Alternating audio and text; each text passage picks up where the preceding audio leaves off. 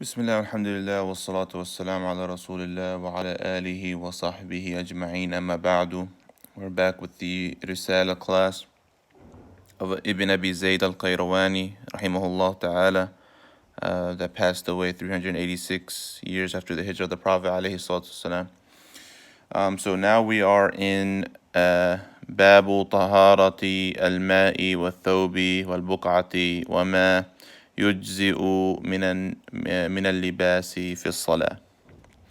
So the author says, so that's the chapter title there, شروط الماء الذي تحصل به الطهارة. And this is the conditions of the water that one can purify themselves with. والمصلي يناجي ربه فعليه أن يتأهب لذلك بالوضوء. And the one that's praying calls out and hopes from his Lord in the prayer. So it's so one should be making wudu or showing the importance of wudu for this act, which is the prayer. بالوضوء أو بالطهر إن وجب عليه الطهر. So with the wudu, the tuhur is the ghusl, so either wudu or ghusl depending on what is needed. ويكون ذلك بماء طاهر. So in what you clean yourself with wudu and ghusl is with the ma' that's tahir. The ma' that's rather it's going to be tahur, ma' mutlaq.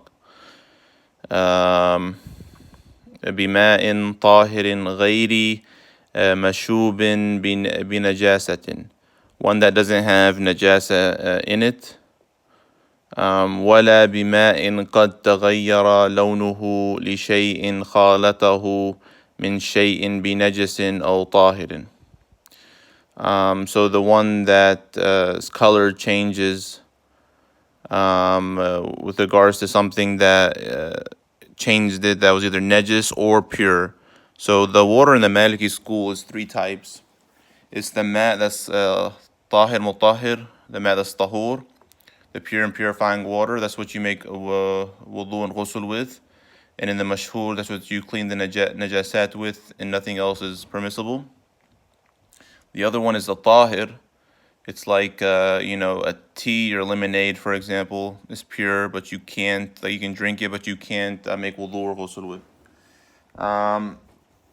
Yeah, so that's the najasa, of course, is like urine going into a thing of water, and it changes it. Then that water can't be used. It's najis.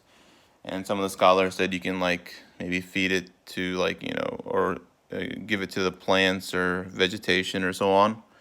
But you can't make wudu or benefit yourself with. So those are the three types of water, and that's what generally the scholars are on, those three types. And the three character traits, I guess, if you will, or attributes of the water are going to be the lawn, which is the color. It's going to be the riha, which is the smell, and the ta'am, the taste. So if one of these three changes, then that water is no longer pure and purifying. And there's conditions as well, which we'll get to. So the author continues by saying, إلا ما غيرت لونه الأرض التي هو بها, except that which is from the ground. So if you found water, hanging from a tree or grass, or has some mud in it or something natural from the ground, then that is still pure and purifying, right? So it's still, you can still make wudu and ghusl with it, even though technically it has changed, but it's from the natural, state, from the ground or the tree or the mud or grass, or something natural that you can't really do without.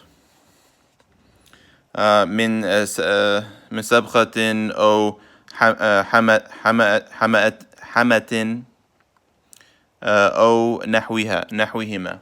So something from the natural clay or dirt or sand or, something that just happens to be with the water naturally. It comes from the sky, so it rained and, it just falls on the ground, and it has some of these natural, pure things. And the ruling is still that it is tahur, which you can make wudu and ghusl and clean najasat with.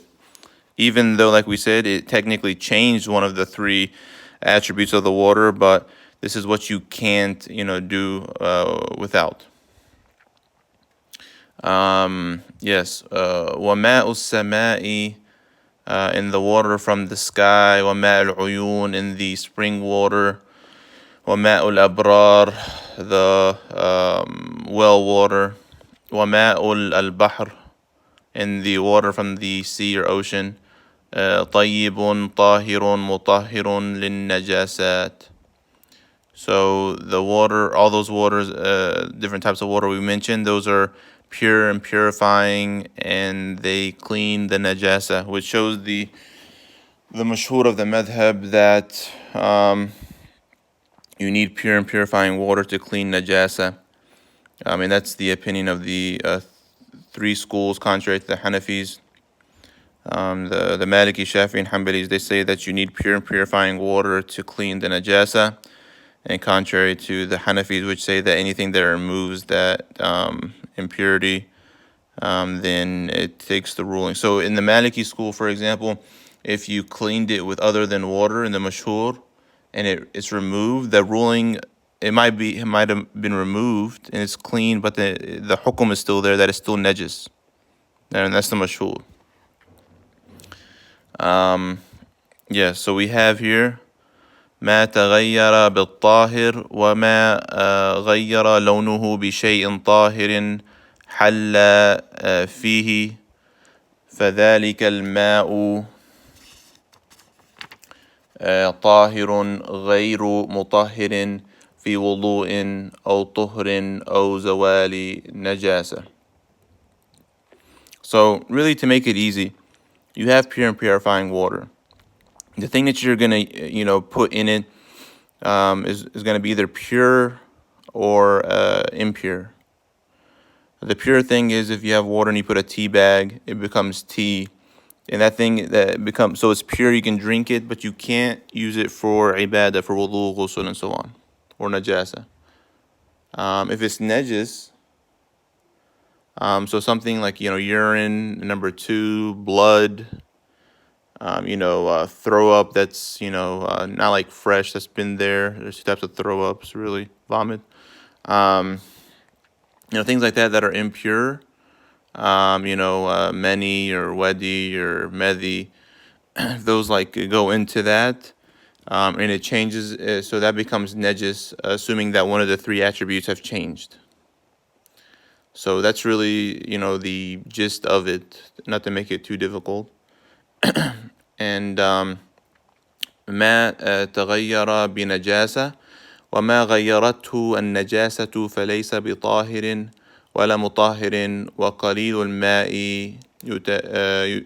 ينجسه قليل النجاسات وإن لم تغيره. So here, this is pretty much what I just said about the water that's najis. If something impure goes into it, then and it changes one of the 3 attributes, then it becomes impure. And if it changes, but here, know what the author did here. He says that وَقَلِيلُ الْمَاءِ يُنَجِّسُهُ قَلِيلُ النَّجَاسَاتِ وَإِنْ لَمْ تُغَيِّرْهُ. And this is not the mashhur of the madhab. This is an opinion in the madhab, that if you put a piece of impurity in the water and it did not change, then it's still impure. And that's the majority opinion, which the Shafi'i, Hanbali, and Hanafis take that. And it's a qawl in the Maliki school that Ibn al-Qasim, the main student of Imam Malik, took that opinion. And Imam Ibn Abi Zayd in this book that Risala went with as well. That so if you have a little bit of urine goes into that water and it didn't change one of the 3 attributes, then that water is impure. But in the mashhur, if it didn't change one of those 3, then it is permissible to use. Like it's still pure and purifying. but it is makruh to use that water if you have other water, right?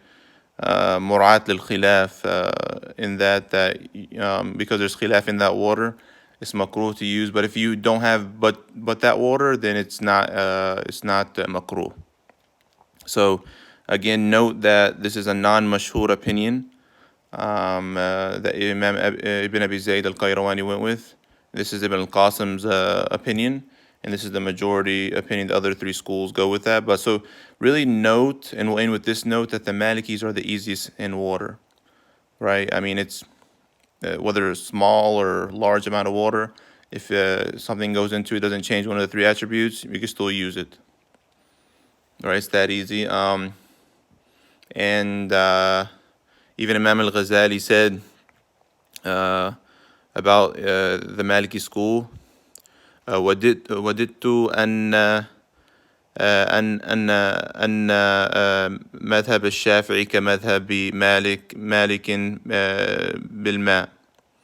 That he wished, Imam al-Ghazali, Hujjat al-Islam, that he wished that the madhab of Imam al-Shafi'i was like the madhab of Imam Malik in water, because Imam al-Shafi'i was kind of strict in things like that. And the Shafi'is, of course, went with the Qullatayn hadith, which the Hanbalis went with as well. And note that the Malikis and Hanafis, they don't take the Qullatayn hadith. Right, and Ibn Abdul Barr spoke about that hadith, that it's muttarib of the chain and of the sanad. Right, so the Malikis don't acknowledge the Qullatayn hadith. And there's really a lot of good refutation points of that hadith. But, I mean, obviously a lot of great scholars like Imam Ahmad al-Shafi'i and others took that hadith, and there's khilaf. But anyway, for our purposes, the Maliki school is the easiest in water. You have whatever amount of water. If something goes into it, it doesn't change it, one of the three attributes, the taste, smell, or color, then that is pure and purifying. Even if it's something impure like blood or urine and goes into it, right, then that water is still pure and purifying, assuming that one of or all three attributes are intact, right? And that's one of the mufradat of the madhab. And Allah subhanahu wa ta'ala knows best. Wallahu a'lam wa sallallahu ala nabiyyina Muhammad wa ala alihi wa sahbihi ajma'in.